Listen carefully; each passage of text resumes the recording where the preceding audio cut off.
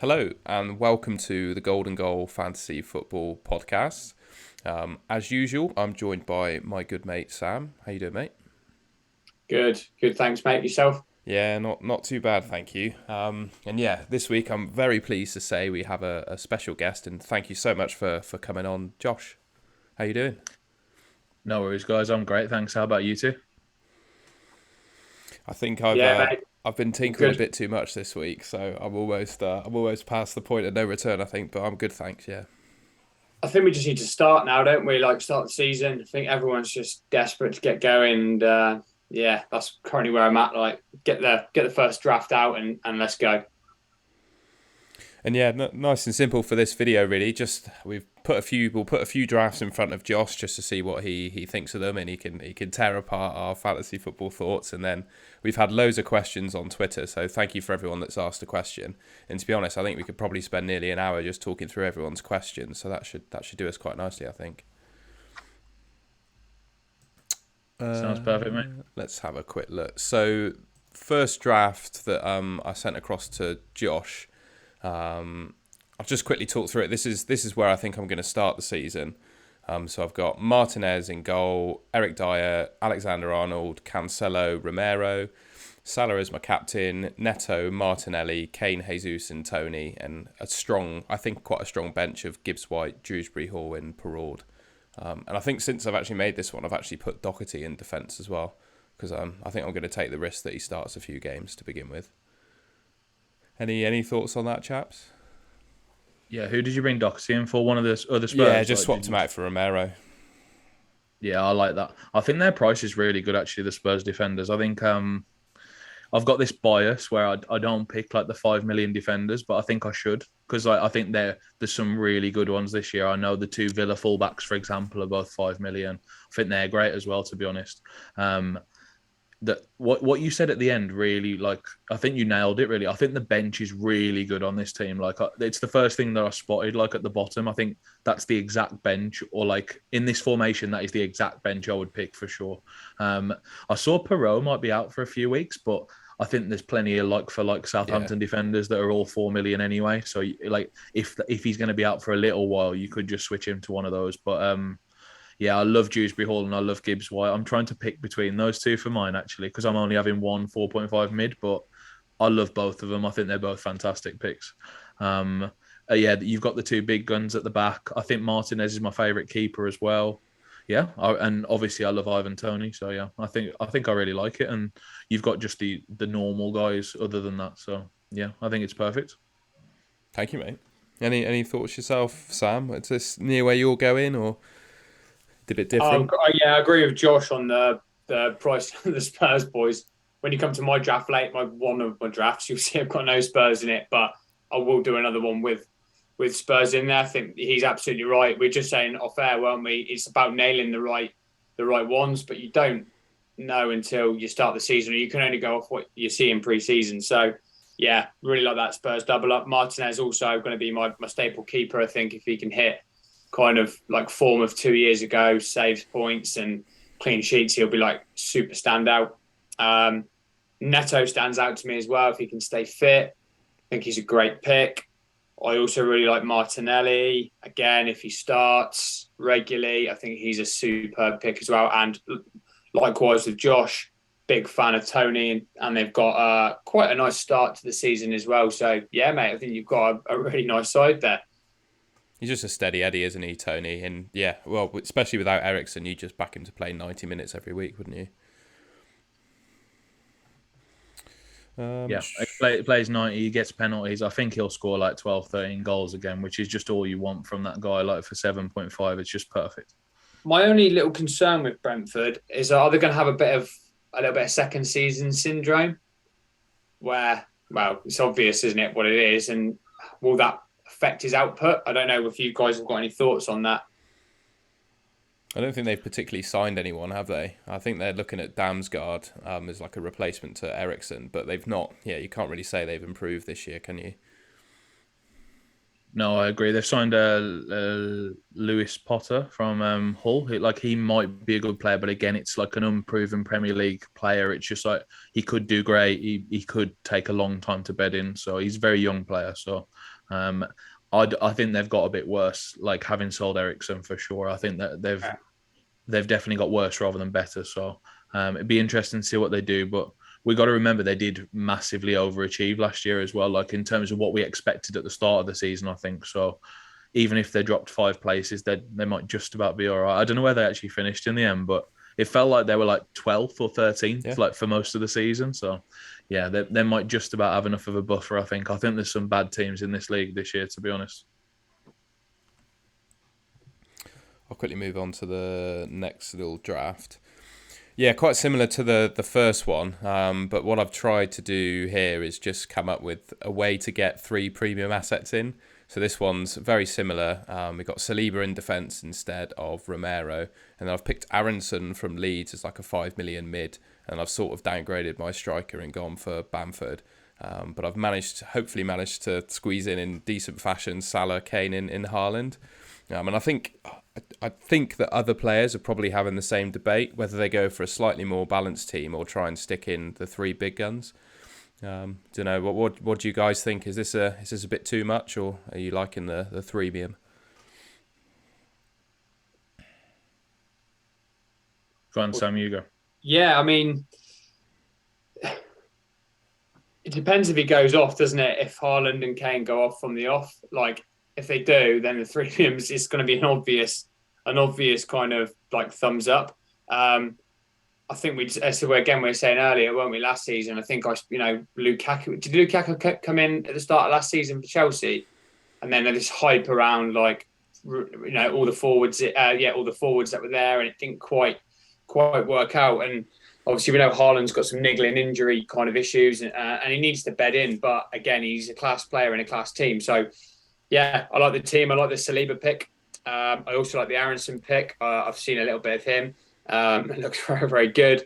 So yeah, it's a good draft, Tom, and it could pay off in the first couple of weeks. Yeah, don't know what Josh thinks there. Yeah, I really like Aronson's price. Actually, I missed that one, to be honest. I think 5 million's really good for him. I think I would have expected him to be 5.5. So it's like a nice 0.5 save there. I've got I've got a vendetta against Bamford. I just don't like him. I just never ever pick him for some reason. And I don't know. I think last year he was obviously injured for almost the whole season. It'd be interesting to see what he does this year. But that's the only one where I'd be looking for a replacement. I think I just as a personal vendetta. I think, but the rest's really good. I've got the threemium in my team actually. I sacrificed the defenders actually to fund mine, so I don't have Trent or Cancelo. But it made it fit really nicely with Haaland, Kane, and Salah. So with a few other nice midfielders and strikers as well. So that's the way I went about it. But definitely got nothing against the threemium, especially with Kane. He's so cheap. I think he's like too cheap on this game because he gets the 90, he gets the shots. I think he's a great asset on this. Yeah, I had that thought process between him and Son, but Son's $500,000 more expensive, isn't he? He's 11.5. It's just no brainer to go with Kane. He's a proven Premier League asset, isn't he? He started the preseason looking really, really sharp. So yeah, I agree with that, Josh. Definitely. You mentioned there, Josh, that you didn't have the Trent in Cancelo. Are you dipping into like the Van Dijks and the Diaz sort of price range, or going even lower than that? No, I'm in the bargain bin, mate. Literally, I'm like I've got all 4.5s at the back. I think some of these are a little bit expensive on this game, like compared to FPL, because as we said before, on FPL you get the bonus points when they haul. So like you get the 3 bonus on top, whereas on here the defenders just don't get rewarded very well, I don't think, for their returns. So when Trent keeps a clean sheet and an assist, he doesn't get the 3 on top. Whereas on FPL, that's just like a given that he'll get that. You know what I mean? So I'm going to shoot against it. I think it's really brave because their ownerships will be insane, like they always are, because they're proven assets, right? So I think I might have a tinker and maybe try and squeeze one in and swap. Like I've got, for example, in my draft at the moment, I've got both Foden and I've got like another 6.6 or 6.5 mid or something like that. So I think they could easily become a premium defender. You know what I mean? I could just move a Gibbs White in there like you boys have done. I'll see how I feel, but at the moment I've just packed the midfield and the strikers and just trying to get off to a goal scoring start. I think so. Let's see how it goes. Sounds good. We got one more draft. I think this is your team up, Sam. Do you wanna talk through this, mate? Yeah, this is, I think, what I was going to just say, and it goes nicely into this. I think the great thing about a fan team, not in the season long where you can only have one, but the half season, you can have more, you can do multiple teams, can't you? And just play around with like as many different strategies as you want.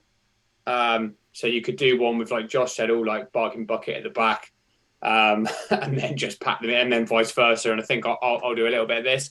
This is my current sort of season long one. Much like you boys, I've got Martinez in goal. I think he could be insane value, so I'm really happy to start with him. I've gone fairly big at the back after that conversation. So Van Dijk, Robertson, Cancelo. Double Liverpool. Just sort of had a look at a fixture ticker. Good Liverpool, obviously one of the best sides in the Premier League. I think Robbo will be good for assists. I think Van Dijk will be good for some headers. I think they'll both be good for clean sheets. Cancelo, Saliba, I'm hoping that he at least starts the season and gives me a few games at least to see kind of what's happening there. Salah, Neto, and Bruno G in the middle of the park. I kind of like Bruno G as that kind of, I know that you're sort of a fan of those sort of midfielders, aren't you, Josh? The ones that are like just hopefully 90 minutes and just kind of can do all sorts of stuff, like nice and safe. And I'm hoping he's going to be that pick. And then this particular draft has Jesus, Kane, and Wilson up top. So taking a bit of a punt on Wilson, I think he's a really, really nice price if he can keep those hamstrings in check. And then, bench, Johnston, Aitnuri, Dewsbury Hall, and Gibbs White. So this is how it's currently looking. Might have a little tinker, but yeah. We've all got similar benches. I've noticed. I think that your bench is really similar to what Tom had on his too as well. So I think we've at least nailed that bit of it, like for sure. I think we've picked the best cheapies kind of thing, and I can't see that changing, to be honest, either. I think this is I've got Dewsbury Hall, Aitnuri, Johnston, and I've got another defender on the bench, but that's the only difference I've got literally between what I've got. I think I've got Collins from Wolves as well, because I think he's going to start at centre back. So it's literally the same looking bench, just a Wolves defender instead of a Wolves midfielder, basically. So I think we're on a similar line. The only worry I'd have with Bruno G is I think he's going to play very defensive this season, which is great for Sky, I think, because I think he's just going to spray it around. I think he'll like hit all the tiers on Sky. I think he might be an amazing asset there, but I think he's going to be like the furthest back of the 6 attacking players for Newcastle. I think he's going to be playing literally CDM. So I don't know. Maybe there's a bit of better value for 6 million. That's the only spot I'd say, though. I think the rest of it's pretty perfect again. Do you think if James Maddison potentially came in, I think that would be probably one for me to kind of maybe have a rethink? Yeah, I think you'd be I don't know whether you'd be jamming him in from the start, but it might make you rethink Bruno for sure. Yeah, I think it would. It'd make Wilson even better, though. I think if Maddison signed, literally, I think Wilson's a great pick to start with. Yeah, exactly. And that can still be tinkered with. I mean, that was my initial thinking on Bruno. And when me and Tom looked at all of his stats from his previous club, it was like no goals or anything, was it, Tom? It was really low. Yeah, he played 100 games and scored less than 10 goals. His record was, he was just a defensive midfielder, wasn't he? He just scored as many goals as you'd expect. I saw some great ones the other day. I was looking at a few, what would we call them? Like I was looking at Gibbs White's goal scoring record, and I was looking at McNeil's goal scoring record, and they're absolutely appalling. I couldn't believe how I think Gibbs White scored 2 goals in his career for Wolves in like 70 games or something, and I think McNeil's 7 in 140 for Burnley, which is just like these are like attacking midfielders. What's going on with these players? But a slight aside there. Sorry. Yeah, so when you see McNeil score twice in pre-season and everyone gets hyped, you're sort of thinking this is not going to continue. Everton to me look hideous. Obviously, just slightly going off tangent, I won't be going anywhere near any of the assets. And it looks like it's Dominic Calvert-Lewin picked up an injury as well. Yeah, I just saw he's injured, yeah. I was going to actually suggest him as like a Bamford replacement, but he went in the bin today because he's like a guy who'll get 90 minutes and penalties, the same as Tony. But yeah, not anymore by the looks of it. I think he's out for a few weeks, so that one's gone. I'm not as high on Watkins this year either because I think he's going to lose his 90-minute bonus now. I think he just won't hit that very often. Whereas in years gone by, he's been like nailed for 90. So yeah, I'm a bit annoyed he's gone for 7 million as well because I thought he was a good price when the game came up. Yeah, because what's Tony on here? 8.5, is he? 7.5, mate. He's 7.5, an Seven same as absolute Wilson. bargain. Yeah. Absolute steal, yeah. I Is think he he's great. 7.5? Yeah, that's cool. That's reassuring. Although you can get the price changes, of course. I might on another team just start with Haaland, Tony, and Jesus, for example, and you can kind of have all the best of all those price ranges. Yeah, it looks like sort of, yeah, what are you thinking, Josh? Leon Bailey plays a little bit more, maybe affects his minutes, something like that. Yeah, I just think if they play a 4-3-3, which I think they might start game week 1 with, that's only one of Watkins or Ings, and presumably the other one comes on, whoever doesn't start, you know what I mean? So I do think Bailey will start and then get taken off as well. So I think there is a slot available wide as well, but they've just got quite a few mouths to feed now. They've just got quite a few attacking players to fit in, and like Coutinho always gets subbed. So again, that puts me off him a little bit. Yeah, I think they're just going to all get subbed, all the attackers basically. So it puts me off a little bit. Yeah, you just don't know who's like fully nailed in those attacking forward players for the 90 minutes. And like you said, if Ings and Watkins go between the two, one of them starts for a few games, flip it round. You don't want that in FanTeam. You want the extra point, don't you? Yeah, you've got Archer as well, who's knocking about. Like they said, he's not gonna go out on loan. So again, even if Ings comes on for a wide player and Watkins goes out wide, it might be that Archer comes on for Watkins after that substitution happens. You know what I mean? So yeah, I just think all the Villa attackers, I think they're pretty good for FPL still, like especially Bailey with his really cheap price.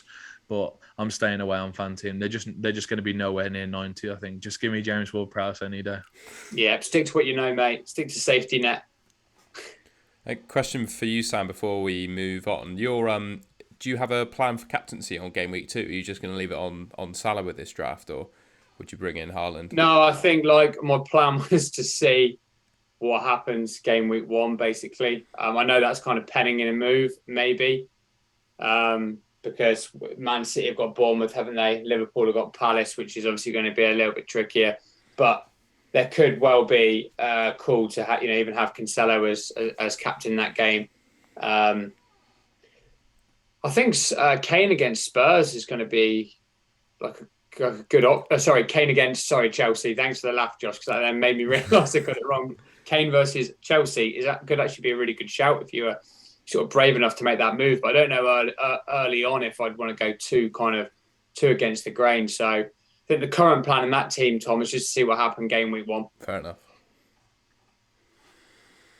Yeah, I like it. I like the flexibility. I think like it's going to be really tempting with Haaland, obviously, in game week 2. I mean, he's he's really good, and they're playing Bournemouth at home, who Scott Parker said are like they're already down, basically. Essentially, is what he said the other week. So I'm just like, I don't know if I can resist. Like, but it might be De Bruyne does better. Like, there's different options at City, isn't there? It might be Cancelo crushes. Like, I think for someone who doesn't have Haaland, I think Cancelo captain game week 2 isn't the worst thing, genuinely. Despite what I said about the defenders, he could go absolutely nuts in that one specific game. You know what I mean? So I think it's not the worst. He did it 2 seasons ago, didn't he, against West Brom? Was it West Brom? Yeah, it definitely was. Yeah. Was it? I don't know. For me, it was a memorable one because it stuck all the armbands on him for all I think it was Sky particularly. And he got like a 50-point haul or something. He just got everything. And so it's in his locker against those teams, isn't it?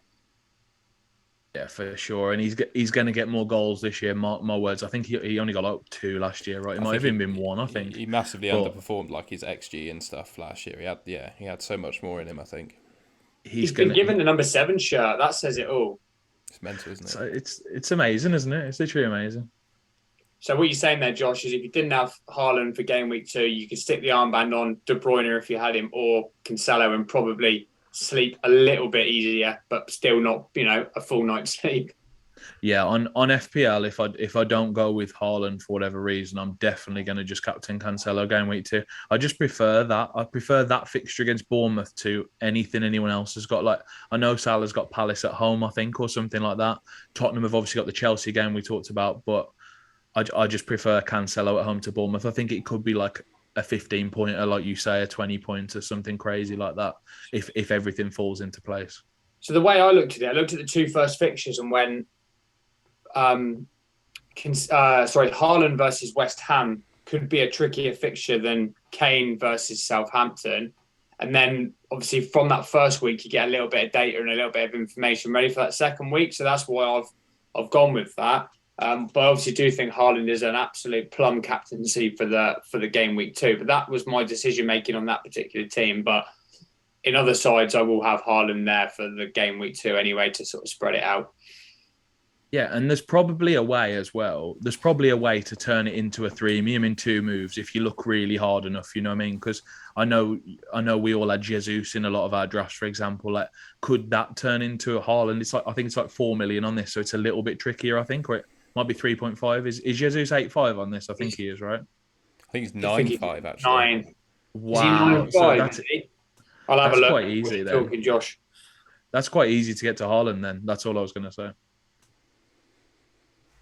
Like 2.5, right? It's like, Yeah, especially when a few things open up elsewhere in your team over the weeks, and then it's easy to downgrade someone else to, and then you have that money, don't you? Just flash I'm just up. trying to look, but my FanTeam app has crashed in with wonderful timing. do you boys ever get that when a player's way cheaper on one site than the other, you just pick them on like the one where they're way cheaper, and I always refuse to pick them on the one where they're more expensive, and maybe that's maybe that goes against me sometimes. I think Tony, I don't know if he's more expensive in FPL, but he definitely is in Sky. And for some reason, I thought that he was more expensive than he was in FanTeam as well. So I just didn't even look at him. And then I realised he was 7.5, which I still think is I didn't really realise he value. was that price. Yeah. But Yeah, then I think for me, it's one between him, Wilson or Tony, as it currently stands. I might do a draft with both of those. I'm quite liking the look of both of those next to Kane or something like that. I think that could be a fun draft because you'll have loads of money to pile into midfield as well. So yeah, I don't mind that at all. And Tony is 0.5 more on FanTeam than FPL, but I think he justifies that purely on the 90 minutes because that's an extra point for him every single week, literally, as long as he's not annoyed the manager like he did last year or whatever he did when he was when he was doing videos abroad saying bad things about Brentford and stuff. So as long as he doesn't do that, we're good for the 90 minutes, I think. We need to DM him time to keep his mouth shut off the pitch. I've just flashed up some of the Twitter questions that we had. First one from FPL Shenanigans. So he's asking Josh if he wouldn't mind. He would love his opinion on his wildcard strategy for the half and full season. And Shenanigans says, does it make sense to jump on an early wildcard to take advantage of price changes, or hold off for as long as possible and use it as a safety net after the World Cup? Yeah, there's a few things. I read this question when he posted actually, so there's a few things I want to unpick here. So I think on FanTeam you have to use your wildcard before the World Cup. That's the first point I'd like to make because it's by game week 16, which is literally the game before the World Cup. So you do have to use it before, which means you won't be able to like activate it over the break either. So you won't be able to use it as an insurance in that way. What I will say is there's probably 2 ways to go, I think, because of the way they've done the unlimited rolling transfers this year, which is really interesting. Like, obviously, you can roll up to like 5, I think. No, you can roll up to like literally 20 or whatever it is, whatever the maximum number is. But like, I think there's a way you could play it where you just keep your team for 5 weeks or whatever and just don't make a move or make limited moves. Then you could do a mini wild card and then save the actual wild card for later on. Or you could do it the other way around where you wild card early but then commit to a really safe team and then just roll loads of transfers so you can do a mini wild card closer to the World Cup. And I think both ways work really nicely. So it's just whether you have a good start in terms of like no injuries and stuff, like whether you can roll at the start or whether you do feel like you need it early on. But I think you can have a lot of transfers and effectively get 2 wild cards before the World Cup. Either way you play it, I think that's my take on that one. Any thoughts on that yourself, Sam?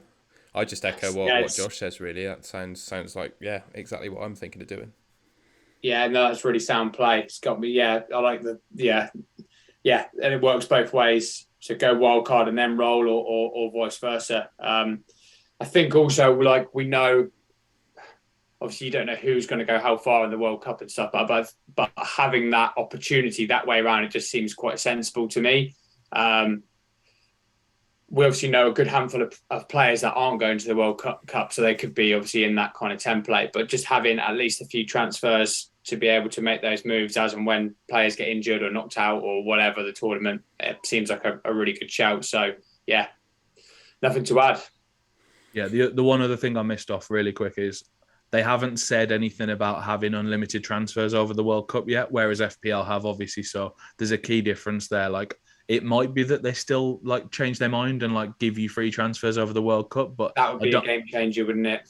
I don't think we'll know that till close to the time. So I feel like maybe the unlimited rolling thing might be what they've done to cover that kind of thing. So I would assume that they're not going to do that. So I think you need to be really, really careful. Like, and if I had to pick between the two, I would wildcard later on FanTeam than any other game. I think I would try and hold it if you can. I was actually working off the assumption that we weren't going to get the unlimited transfers, and probably the best way to be, at least, because then if you do get them, then it's a nice bonus. But if you don't, then there's no surprises, is there? Yeah, exactly. Like it's always better to be prepared for like the worst case, as you said, Sam. So yeah, I like it. Next question from Yakubu. He says, thoughts on starting with Mac Doherty? And I think just a general question about the value, the pick of the 5.0 sort of defenders.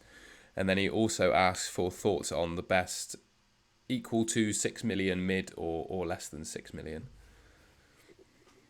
Oh, that's a fun one. The 6 million mid was an area I was looking at quite a lot actually, because I had Sue checking at one point, as you boys can probably guess, I'm sure, because I absolutely love him. But I don't think he's as good as he was in seasons past. So I'm trying to avoid him.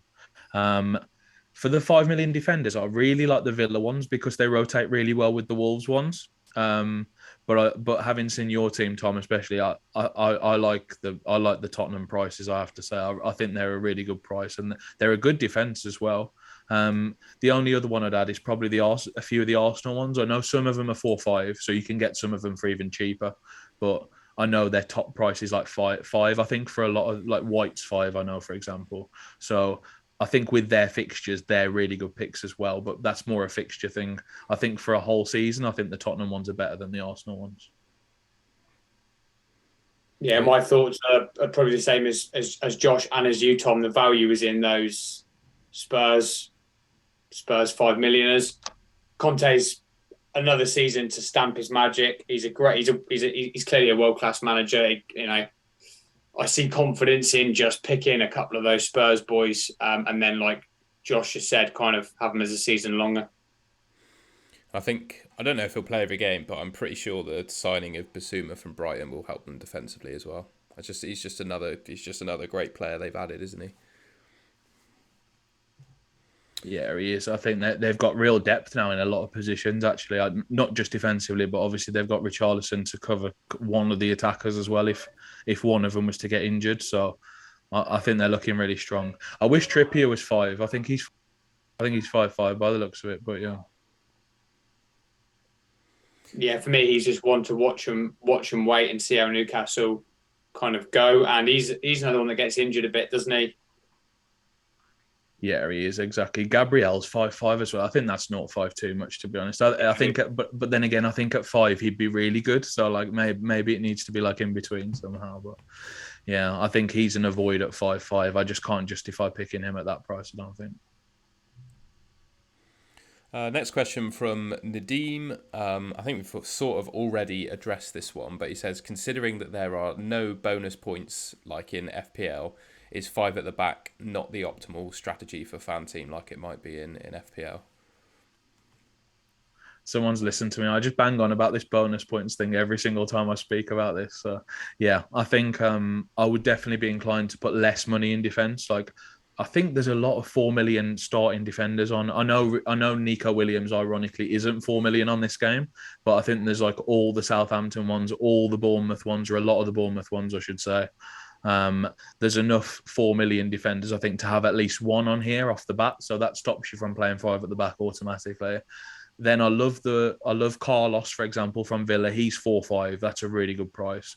And I also like the Wolves defenders. They're all 4.5. So I think there's a case to have at least three cheapies at the back, which means you're probably only playing three at the back maximum really most weeks. So that's what I'd go with, I think. But definitely not telling anyone to not go with a premium defender because I think there's lots of good ones. And if you get the right one, you probably will hit loads of value. So yeah.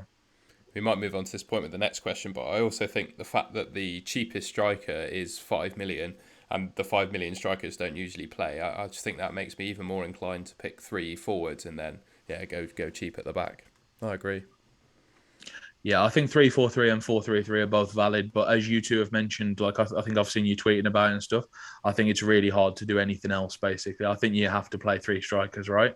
I think Undav might be the one of choice if you're going to go with like a 5 million striker, but that's the one that keeps being talked about. But I think there's enough strikers I like where I'm just going to not pick that. I don't think. I think I'll just go with three strikers who start. I think.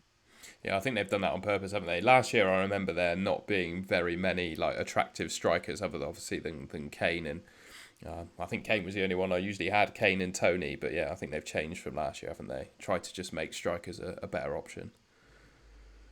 Yeah, they had my mate Hurst last year. It was like 4 million striker, which is absolutely. I think that was like that almost made it too easy. I think to go 3-5-2. So they've done something fun this year to basically force a lot of people to play max four midfielders. I think, which is it's fun for the game. It means everyone will go a bit different. So yeah, there's no way I'm paying 5 million for a fodder striker. I just can't. I can't bring myself to No, do it. it's I not. think. I think Yeah. it goes against everything I believe in. So yeah, I think the likes of Tony and Wilson, as we've talked about, I think they're perfect like third strikers, and just hope they get the points. Thanks, mate. Josh Wilkinson. Similar to the question I've just asked, really. But what are your opinions on the pricing of the game? Josh feels like they have priced how everyone expected FPL2, and it feels a bit off.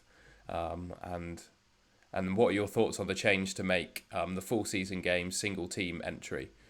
He says he appreciates why they've done it, but it feels like it's killed what made FanTeam exciting. Go on, Sam. You have a go first on this one.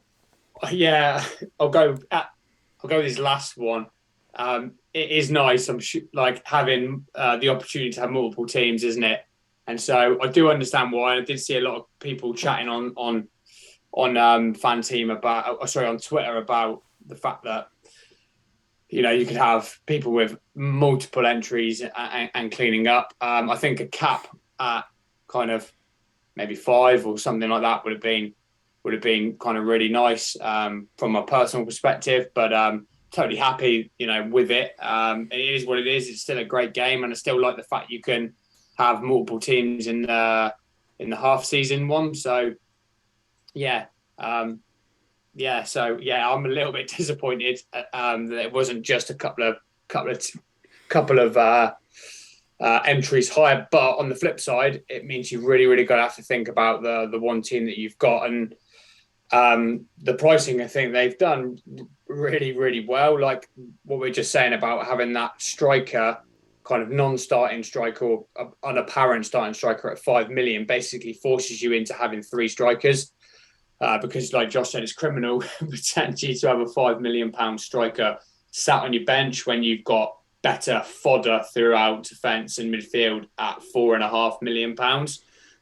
But like everyone was just cramming midfield with fives, weren't they? Or fours and fives. So it means that it's pushing you to have a little bit more up front. So I think they've priced it really, really well. Did he ask another question? I can't remember if there's anything else in there, but hopefully that's covered it from my perspective. I think you covered both sides of it, to be honest, mate. I think, I think they've priced it generally really well. as I say, I think if they'd have put a 4.5 fodder striker or a 4 million striker, we'd have all played 3-5-2 again. So I think at least they've made you think about it.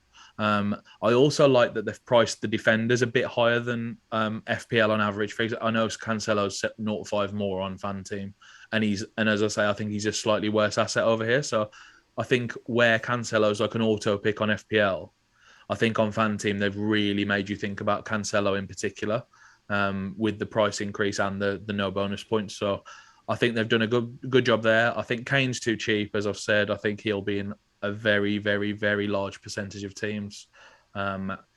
Salah, I don't think anyone ever prices him right. I think he should be more on every game because I think he's just going to be in everyone's team again, which is totally fine because he's amazing. The rest of it, I don't really have many complaints. I think Jesus is too cheap on FPL, so it's good that he's a bit more expensive here to make you think about that one as well.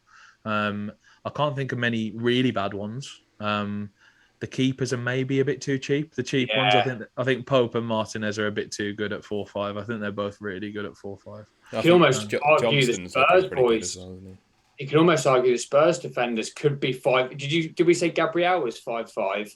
Gabriel's 5-5. Then you may have a rationale to make some of the Spurs boys 5-5, wouldn't you? But yeah, apart from this, nothing. I mean, it's nitpicky, isn't it? 0.5s here and 0.5s there. Yeah, and just to come back to the the main part of the question for me, I suppose, the bit about like the multi-entry versus the single entry. I think the best outcome would have been possibly to do one single entry tournament and one multi-entry tournament. I think that would have pleased almost everyone in one go. I think that was the really good solution to do. Obviously, I'm someone who really wanted to play a lot of teams, and like, to be honest, like the other side of that is I wanted to like produce content to make someone make an absolute life-changing amount of money. Now, let's be clear, 20k for the 10 entry max tournament is still amazing, right? But like when the prize pool was $1 million, right, and you were playing for 200k for first, like that can change someone's life. And obviously that happened to me because I was completely broke when I won the game. So like that literally changed my life, and that was what I wanted to pass on to someone else, you know what I mean, to have that same opportunity. Sadly, it's not going to happen this year, I don't think. Unless there's something for the World Cup, we don't know. So that might be something that comes out that's a really big prize pool or something. But yeah, I was a little bit disappointed, but I completely understand why they've done it because I think this appeals to more people than the amount of people who wanted to multi-enter, if that makes sense. So I understand why they did it, yeah, but I am disappointed. I can't remember the guy's username now, but there was one guy who absolutely cleaned up last year as well on multi-entries. He was, every time you turned a page on the top 100, you'd see his team name there 4 or 5 times. I can't remember who it was, but yeah, fair play to that guy. Piggy Bank, my mate, Piggy Bank. Yeah, I don't know him, but I just call him my mate. Yeah, because he just absolutely demolished everybody last year. What a player! Yeah, he won so much money, didn't he? He won half the prize pool, which is the craziest thing I think you'll ever see on a fantasy football tournament. Like he won 500k from like £1 million tournament. That is absolutely insane, isn't it? Yeah. Wow. Yeah, I think you've made a great point there, Josh, about having the two. When you've got a £5 entry fee for one team, you know the prize pool unfortunately isn't going to be as high. And I'm with you. I would like to have multiple strategies to just try and go for it. And with the one strategy, it means you've got to get a massive heap of luck and obviously skill to get that prize pool, but it's missing another 0 off of it, isn't it? Yeah, and I think Piggy Bank ironically cost us last year because I think if there wasn't a guy dominating the leaderboard like that, I think that was really front of mind when they were making the decision. I think, right? I think it's a bad look, and I completely agree that that's a bad look for the site, by the way. And I think it's also why a lot of people were like, I only want there to be one team. That was a lot of the feedback they were getting, you know what I mean? So I think that was perfect. I think it's perfectly understandable. It's just a shame because I loved doing like 10 different combinations, for example, and duplicating a few of them, you know what I mean? Just so I can split them a bit later on. But maybe it'll come back one day when they get a bit more. Obviously, the Bet365 deal's gone through, so that's like a bit more security for them, I suppose. And I know the the game actually launched on Bet365 yesterday, so you can actually play FanTeam on that website now. So that will definitely generate a different type of player in our tournaments. I think that like probably one that might be a bit less engaged on fantasy football, I would say on average. So I think we can only see that as a good thing as engaged players. And anyone listening to this, for example, probably already has a head start, and some of those guys will be registering on Bet365. So maybe we'll try and find the positives out of it. Yeah, that's probably the next point to go on. That was conveniently the next question that was asked as well. And I have received a very useful reply from FF Addict. It looked like it was from a Discord chat. And a chat named, it looked like Nikos, who in brackets it has the head of product. So I guess he's quite a senior chap within the FanTeam sort of organisation.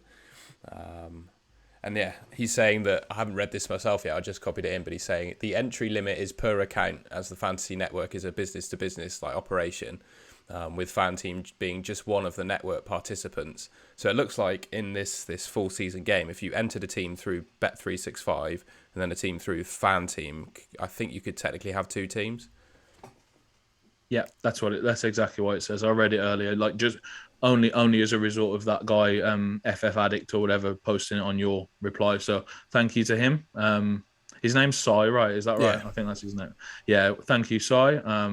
Because I would have never found that information, to be honest, because I'm not on the Discord or anything. So that's really useful. And yeah, so if people want to do that, I don't think I'll do that. I think I'll probably just stick to FanTeam. But if people want to have an extra entry, I think it's a really good idea to get a Bet365 account if you don't have one already.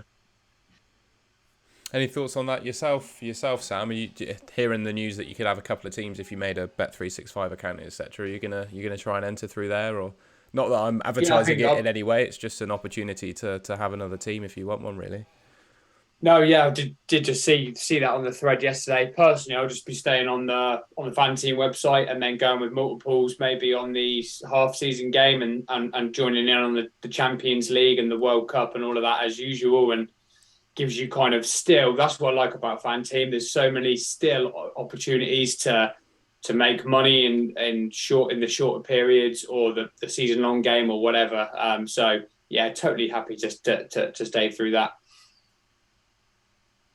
Oh, I have a hunch they'll do something. Well, I don't know how big it will be, but they'll definitely do a World Cup tournament as well. Yeah. So hopefully we've got something to tie us over for that time. Yeah, my hope is that that's going to be a really big one. I don't know if it's like misguided hope, but I really hope it's a really big one because with the Bet365 launch, obviously in full flow now, as we saw from yesterday's like launching on their site, there's going to be people on there who want to play that game as well, or who will play that game at least. So hopefully we get some extra players anyway, at minimum. Yeah, you'd like to think FanTeam get a nice cash injection from that and can offer some more prize money for the World Cup. Absolutely agree. A few more questions to go through. Frank, you've asked us about 4 or 5 questions, so thank you so much. We'll try and address as many as we can in the time we've got left. So he says, first question being, last season, the meta was to go heavy in defence. This time, we've already answered this, but I'll carry on. Premium defenders have gotten a little bit more expensive. Are they still worth it, or are you mainly going to go for the 4 or 5s to start the season? Yeah, we'll just go through it really quick again. I think I'm going to go really cheap personally. I think there's definitely room to have one of them though, but I think you don't want to put all your budget in like on FPL. I think it's way better there. Sorry, to put more money in defence and even play 5 at the back. But here I'm sticking with 3 or 4, I think.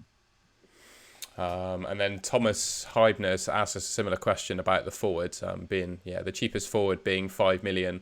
Has that changed the team structure? I think we've already addressed that. And do you take the money out of midfield and defence? I think we've already discussed that one.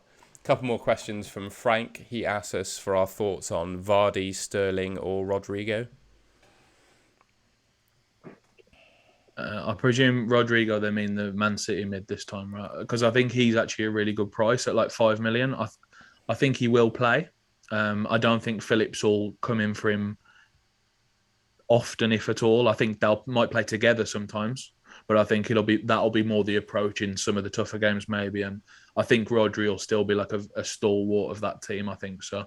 At 5 million, he did really well last year. I probably don't expect him to do as well this year because I think he got like 8 goals last year or something, which is absolutely absurd for him. Like it's like he doesn't get that far forward. You know what I mean? So he's good in the air though, so he might get 4 or 5 again. He's the thing for him was the 90 minutes, and I worry if that's gonna decrease with Phillips. I think last 20 minutes, 10 minutes of games, it might be prime time for him to come off with the 5 subs now as well. So I don't think he's going to be as good. Who were the other two? Sorry, Sterling was one, right? Sterling and Vardy were the other two. Well, Jamie Vardy always starts the season well, and for some reason, no one's going anywhere near him. And I think I'm the same. I think I'm not going to go near him either. But I would not be surprised if he braced in the first game. Like it just seems inevitable, to be honest.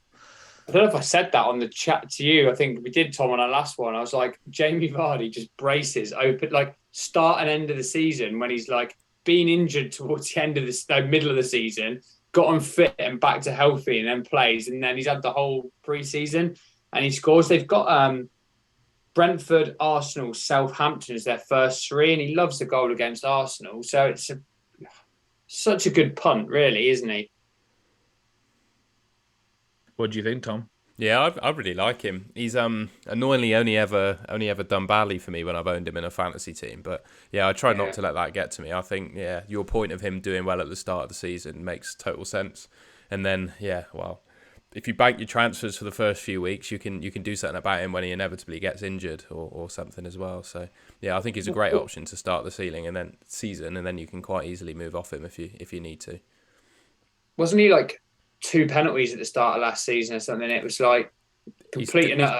Didn't he score a hat trick against Jamie Vardy, wasn't it? I think he scored a hat trick against Man City, and I'm pretty sure all 3 were penalties or something like that. Like a hat trick of penalties or something like that, yeah. He just does it off really low shot volume, doesn't he? He's a really clinical finisher. It's just, he's not, it's a really strange one for fantasy. Everything suggests statistically that he's not going to go off, but he just repeatedly scores goals, doesn't he? Yeah, Sterling's a really interesting one on here as well because there's literally no one in that price bracket. Like I think between 11.5 and 9.5, there's not a single player. There's like no one in. So you got Bruno at 9.5. Diaz is 9.5 as well, which is a little pricey, I think. Yeah. And then Sterling's 9, and it's like he's only 0.5 between him and Mount on this now. I probably still just about prefer Mount for 0.5 cheaper, but I think there's a case. He's a very streaky player as well. So if he starts to look good, I think that it might be a time to like jump on him game week 2 or 3, for example, maybe after the Tottenham game, so maybe game week 3, and just give him a run if he's looked good in the first 2 or something like that. Yeah, I really like. I'll jump in after you there, Josh. I really like Sterling. I think it'll be a watch and wait to see. Statistically, very, very solid, isn't he? His underlying stats are good. I thought it was a strange move that Man City got rid of him. Personally, my worry there is just output in the Chelsea team potentially, and they've had quite a bit of change, haven't they? So I'd just like to see how they start the season and stuff. Yeah, I think giving the 2 weeks is perfect as well because from week 3 they've got Leeds, Leicester, Southampton, West Ham, Fulham. The next 5 games, like that. If Mount or Sterling look really good in the first 2, that's the time, isn't it? I think especially leaky Leeds and then Southampton a couple of games after. I think it's a good chance. And then we've got final question from Frank. How many premium midfielders and strikers are you looking to pick? I think just for me, that first draft that I put on the screen is pretty much what I think I'm going to start the season with. I'll go in with Kane, Jesus, who I guess isn't premium, but he's pretty high level at his price. And there's also, we haven't mentioned him at all, but Darwin Núñez in at the same price as Jesus as well. So I think flipping between the two of those isn't a bad idea either. As long as we can see that Núñez is starting and scoring consistently, I think hopping off Jesus and onto Núñez is an option. And then just Salah. So yeah, a premium midfielder and a premium striker for me. I'll give you 2.5 there, mate, with Jesus as well. No, you definitely got a half, like at least a half. Like as I said, I've got 3 in in mind, but I've gone really cheap at the back. So that's the sacrifice I made. I think if you have three, you have to sacrifice pretty big somewhere. Um, I really wanted Haaland for week 2, to be honest, and I really want Kane just throughout. I think at his price, I just literally want to keep him for the whole season. I think so, and Salah. So yeah, those are the three. I don't think I'll switch off those three. I think I'll move other things around maybe, but I think those three will stay for at least the first few weeks. Yeah, I'm similar to Tom. We'll start sort of 2.5, I think. But if the option becomes available that I can switch stuff around, so I can get Haaland in potentially as well, or even if, as Tom said, if Nunes starts to play regularly, he has a lot of chances in pre-season for Liverpool. I just think Klopp might spend a few weeks betting him in, but yeah, I think if the option becomes available for 3, Josh, Tom, then I'll be jumping on that for sure. I'm just going to look at Jamie Vardy's price a second. Yeah, so Jesus is in at 9. So yeah, you got Vardy, Jesus, and Darwin Núñez all in there at 9 million. Which so you got 3 very good options at the same price. So yeah, sounds good. I think that that ends it for the questions we had on Twitter. I don't know if there's anything else you chaps wanted to go through before we finish off. Hopefully that's covered things quite nicely, to be honest. I think we've gone through pretty much a review of sort of every position and the changes to the game from last season, and obviously the news about the Bet365 deal as well. Yeah, I just wanted to add one more striker actually into the mix who was actually in my first draft, to be honest, and I didn't see him moving out. I think Ronaldo at 10 million could be the cheapest player on the game, honestly, when he comes back in like 3 or 4 weeks. So having that price point of Jesus, Núñez or Vardy, that could be really good to just get to him straight away. We know what he's like when he plays against a rubbish team. He's just going to shoot on sight. He's going to take penalties. He's going to get a hat trick in one of them. So being able to jump on him for that game could be the most perfect strategy, I think. And maybe his fixtures marry up with one of Jesus, Vardy or Núñez, so you can just literally plan it ahead. You know what I mean? It's possible, I think. So yeah, I really liked his price. I was actually going to go with Kane, Haaland, and Ronaldo in one of my drafts to begin with, and Salah as well. But Ronaldo being not available has scuppered my plans there.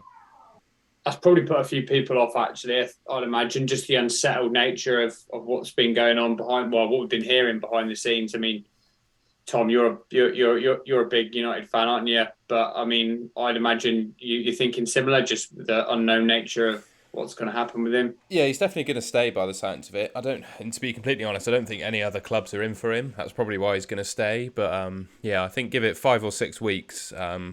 Martial, I think, will start the season. And then 4 or 5 weeks in, I think he'll start to bring Ronaldo into the fold. And then, I think after that point, he's a great option. And I think, like Josh said, I'm sure there'll be a time in the season where there's a bit of a fixture swing, and he's looking like a prime option for sure. I just had a sneak peek. It doesn't look like there's anything around like week 6 or anything. We might have to. They've got Leeds at home in week 8, but City follows. So like, I don't think you want that combination. I'm just looking a bit further down. They've got Fulham, Forest, Wolves, and Bournemouth just before and just after the World Cup. So that could be the time, I think. I was going to say they've got like City and Liverpool and Arsenal kind of scattered in every 3, haven't they? 3 or 4. Yeah, so Liverpool at 3, kind of Arsenal at 4, and then City back at 3. So that's over the first 9 weeks, which doesn't give you like you said, that 3-game run that you really kind of want, especially with Leicester and a couple others just like slotted in there. If he makes it through the World Cup unscathed, Forest, Wolves, Bournemouth's the run. That's the run of 3 games straight after the World Cup. So, yeah. Did they even qualify, by the way? That's what I was going to check. I'll have a look while you guys chat. I'm pretty sure they did. I think it was it Italy were the big ones that didn't qualify. Yeah, I think it was Italy, wasn't it? Yeah. I was going to ask Josh, actually. Josh, did you give us your full kind of one of your full drafts earlier? No. You boys didn't ask for it. I would have happily done it. Obviously, I'll share it. Right, I'll read it out. Sorry, mate. Yes, feel free. We did mean to, honestly. No, it's all right. That's why I've asked it now, because I wanted to see what. Like, I obviously have a big idea of where you're going off the conversation, but kind of interested to hear the 11, as we know your defensive 4 now. Sorry, your bench 4. I've kept this I've kept it. I think the extent of how wild I've gone, I've kept a bit quiet actually on this podcast. But basically, I've got Martinez in goal and two other Villa defenders. So Dean, Carlos, and Martinez. I've then got three Wolves defenders in the other slot. So I've got triple Wolves, triple Villa, and I'm just going to rotate them every week because their fixtures rotate really well for like the first 10 weeks, I think. So I'm going with that and just going to triple each one, and I'll have to play a Wolves defender each week, but I think that's absolutely fine, to be honest. Then at the moment in midfield, I put Lingard in that 6 million slot. I really couldn't figure out in midfield. He's 5.5, so it gave me 0.5 spare as well. Might switch to Aronson after you boys gave me that cheeky little tip, so I might actually pivot to him because I think he's really too cheap. And then it's just the normal boys after that. I've got Dewsbury Hall as my fodder midfielder, Ward-Prowse, Salah, Foden. Then I've got Harry Kane, Tony, Haaland. So it's a big front seven, It's but top heavy, man. Yeah, it's top heavy, and I'm hoping Wolves and Villa can get enough clean sheets to see me through at the back. And if they can keep enough clean sheets, I think I'm in with a seriously good shot. And then I've got Johnston as the reserve goalkeeper. I think he's going to make it into the team within 5 weeks. If he doesn't start, that is, he might even start the season. But I think after 5-6 weeks, he'll be the number one goalkeeper for Palace, I think. And yeah, I think I've been saying that on previous pods as well. I think after Palace get through their terrible fixture run, I think Guehi's in there at 4.5, Mitchell's in at 4.5 as well. I think switching out to Palace defenders is a good idea as well. Their defensive numbers, I think, expected goals conceded, I think they were above Arsenal in terms of how good defensively they were last year. So yeah. You've even got Mateta. Is Mateta 5.5? If he seems like he's going to get a run in the side as well, wouldn't be a bad option at all. They're by far my favourite 5.5 striker if you had to pick one. I mean, I don't really want to wish that upon anyone, but if you had to, I think the Palace boys, I think Benteke and Mateta are both 5.5, and they'll both get a run in the team at some point. So yeah. I think they're both on the table, yeah. I like oh yeah, go on, Josh. You go for it. I'll finish off with you go for it, mate. Okay, I was just going to suggest a few more 4.5 defenders because I think it's I think if you wanted to go a bit cheaper, I think the Leicester boys are great at 4.5. I think James Justin's 4.5. I think even Castagne's 4.5, which is really ridiculous for him because he's like very, very attacking it, especially if they play a back five. Brighton have got some 4.5s. I think Veltman particularly was 4.5. I think that could be an amazing pick. Their fixtures are good from the start as well, so I think he's on the table from off the bat. I think Botman's 5 on this. I think he's 4.5 on the other. I think he's 4.5 on FPL, but I think he's 5 on this. But the other ones I was going to say was obviously the Palace boys. I think that they're going to be a really good defence this year, and 4.5 is too cheap for Guehi in particular, I think. Yeah. And you were just mentioning Botman there at 5. I'm pretty sure, I don't have it in front of me, but I'm pretty sure Dan Burn is in at 4.5. So you'd expect him to still play regularly. At least I think. Yeah, I don't have a good read on that one, to be honest. So I think that would need a more Newcastle expert. But I think if he's going to play, he's obviously a great pick. But so's Pope in goal, as we alluded to earlier. But I think Martinez just pips him. Do you? Yeah. I was set on Pope, but then something about me just thinks Martinez could make an absolute shed load of saves as well as the clean sheets, which I think just gears me slightly towards him. But I think both are great. I think if you wanted to do 2 teams, you could do one with Pope, one with Martinez, and be absolutely fine with that, to be honest. Yeah, and you Johnson it on the bench, and you've got a 4 million starting goalkeeper at some point for sure as well. It's just such a nice rotation, that isn't it? Especially if we do see him come in and start, you can probably rotate through all season, not have to move either of them out at all. Yeah, the year I won, I got super lucky actually because there was 2 4 million starting goalkeepers. It was like Darlow and Meslier for like half the season, and they were both just ridiculously priced. I couldn't believe Meslier in particular was 4 million, and I just ended up keeping Meslier for the whole season, obviously because he went up like almost $1 million, I think, but it still wasn't enough for the amount of saves he was making, and they even got 12 cleans, I think, which was like way too many for them. Like they don't defend very well, you know what I mean? So the fact they got 12, I was like, I think that was a big piece of luck, to be honest. And Meslier was just like crushing the premium goalkeepers for like the whole season, especially for value. So yeah, I think we might end up with Johnston as a 4 million, and he could even be your number one goalkeeper with how good I expect Palace to be defensively. Yeah. So I think you might end up with 4 millions, because you got the Southampton goalie who starts as well. You've also got the Bournemouth goalie. I want to say, I think he's pretty 4 sure million. He's 4 as well. Yeah. So you could literally have 4 millions from the start if you really wanted to. But I really like Martinez's price. So. Yeah, I was just going to make a couple of extra mentions, and I know you can't do this, Josh, now because of your side with triple Wolves, but Poland's potentially in at 5 million in the Wolves midfield. Could be a good shout. And we mentioned him before, but Jack Harrison as well. I think is he 5, Tom, on? Oh, he's 6. Jack Harrison is 6. But we were saying it on our last pod actually when we went through the mids and strikers. I think he's a really good price at 6 million. And I think with Jack Harrison, he's might not play 90, but very safe to start most of the games now. Rafinha's gone. It's a good point on him actually. I don't know if I still like Aronson. I think I'm sticking with your boys' suggestion. I think I have to say I think he could be insane value at 5. But I like the 3 Wolves, all 3 of them. I don't know how is Neto 5-5 as well. So you got He's Neto 5-5. Yeah. I think Neto 6. Yeah, I've got him. 6. I've got mine, haven't I? He's 5-5 in FPL, isn't he? So you got Neto 6, Podence 5, and you've got Gibbs White 4-5. Like that's the Wolves starting front 3 for the first 5 games of the season. That's insane value in all 3 of those spots, I think. So if you catch the right one, I think you're going to be off to a flyer. There's just so many. It seems like there's going to be so many. There's so many options this year in literally all positions. Yeah, I like Lingard at 5-5 as well. I have to say, I think he could be incredible if he starts from the start and if he gets like the talismanic figure where he's taking the penalties, which I think is very possible.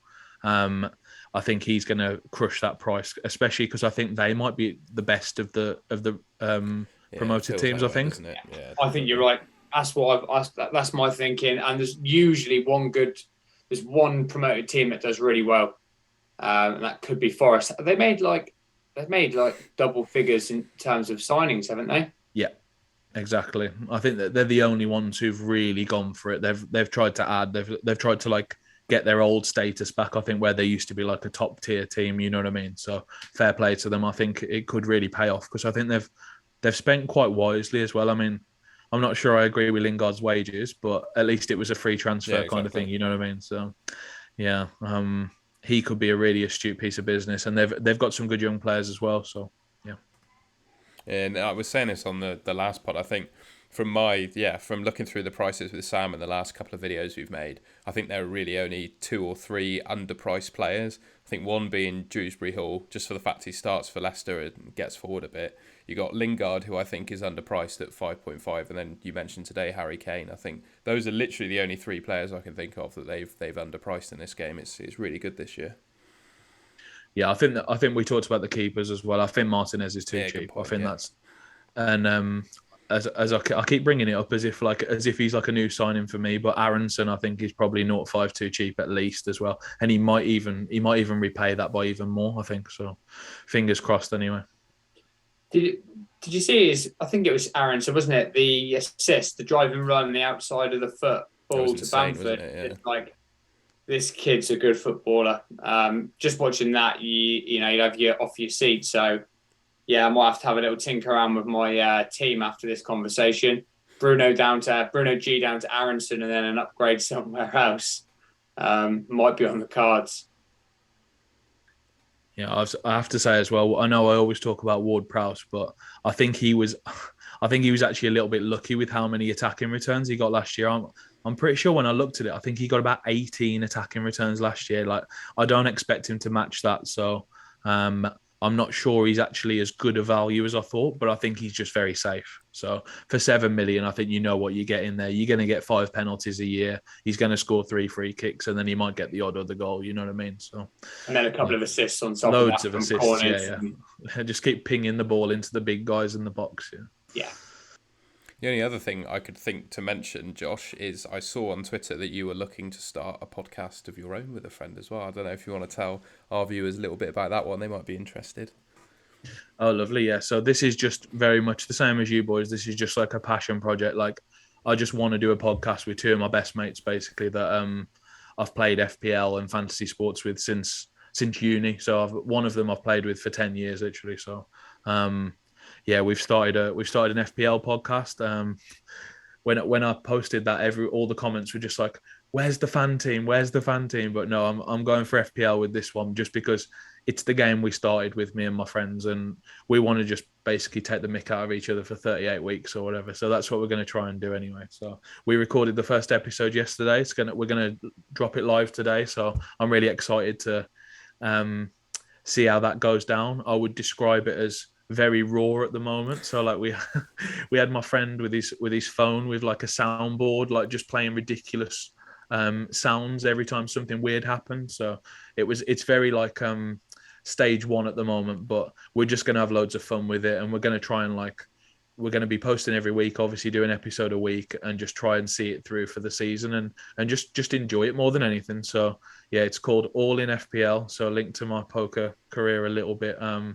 Career, I should have done that. Sorry. But yeah, because both of my friends are into like one of them's really into poker as well. One of them's into like a lot of sports betting and stuff. Like he's really on top of taking the edges in that. So yeah, and we all just love FPL. So we're gonna do it for the season and see how it goes. So yeah, thanks for letting me have the plug, Tom. That's quite all right, mate. Thank you for coming on. It's a real pleasure to talk to you. And yeah, thank you for sparing the time to talk to us about FanTeam. Really, really appreciate it. No worries, and good luck for the season, boys, as well. Yeah, you So it's too, mate. almost here. We might have to do like just before the World Cup kind of review and see how you've got on in the half season game. You entering some teams into that, Josh? I haven't put them in yet, but I'll have my 10 teams in. You know I will. So someone told me the other day that you can't link the teams together, which might mean that I'm forced to like pick some different lines. You know what I mean? Like literally just go completely different on some of them, which makes it more fun anyway. So yeah, I might end up doing that. So. But I'll definitely have my 10 teams in because it's the only one we can multi-enter this year, isn't it, Sam? So we got to take advantage. Yeah, I've not put any in yet, but I will be putting in. I think I'm going to go with like minimum of 5 and then go from there. I'll think the next few days for sure. So yeah, I can have a little bit of fun in that and use some different strategies. Sounds good. Yeah, I think that ends us quite nicely. Then we've done an hour just as long as we wanted. So yeah, I think that ends us quite nicely. And yeah, as usual, if you like what you saw, give us a like and subscribe to the Golden Goal channel. And yeah, we'll have some more videos coming out for the rest of the season. And yeah, you'll come back next week and we'll probably make a video about how we've gotten on. So yeah, look forward to seeing you then. Cheers, everyone. Thanks for coming on, guys. Josh. Bye. Thanks, everyone.